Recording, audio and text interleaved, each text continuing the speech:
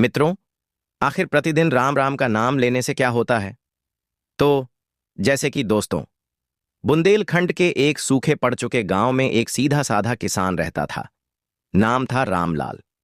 उसकी उम्र कोई 55 वर्ष रही होगी। चेहरा जर्जर लेकिन आंखों में अटूट विश्वास की चमक थी। उसके पास न जमीन ज्यादा थी, न धन और न ही कोई बड़ा परिवार।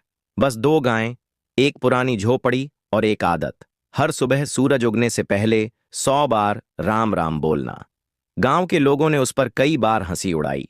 कोई कहता, राम नाम से पेट नहीं भरता। कोई ताना मारता, तू खेती कम और भजन ज्यादा करता है, तभी गरीब है। लेकिन रामलाल सब सुनकर भी मुस्कुराता रहता और एक ही बात दोहराता, राम का नाम ऐसा दीपक है जो जीवन के अंधकार को बिना तेल बाती के जला देता है। रामलाल को कोई दिखावे की भक्ति पसंद नहीं थी। वह न मंदिरों में चढ़ावा देता, न ऊंचे श्लोक बोलता। बस हृदय से प्रतिदिन राम राम जपता था और अपने छोटे खेत में मेहनत करता था।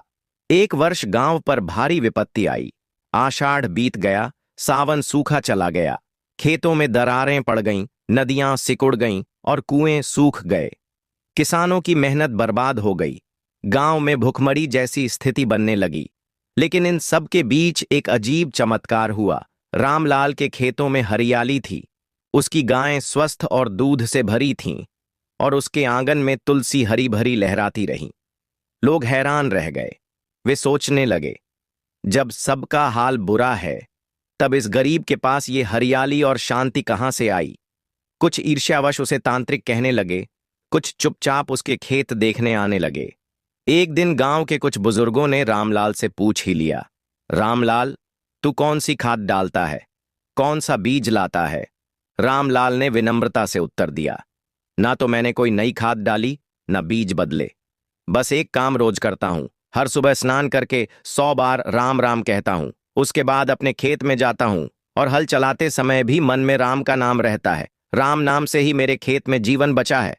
गांव वाले पहले तो चुप रहे, फिर धीरे धीरे उनमें से कुछ ने भी उसका अनुसरण करना शुरू कर दिया। हर सुबह राम का नाम लिया जाने लगा। पहले जहां गालियां सुनाई देती थीं, वहां अब राम राम भाई, जय श्री राम की आवाजें आने लगीं। आश्चर्यजनक रूप से गांव में धीरे धीरे हालात सुधरने लगे। मन की घबराहट कम हुई, आपसी झगड़े घटे और लोगों के खेतों में भी फिर से कुछ हरियाली लौटने लगी। कुछ महीनों बाद एक प्रसिद्ध संत उस क्षेत्र में आए।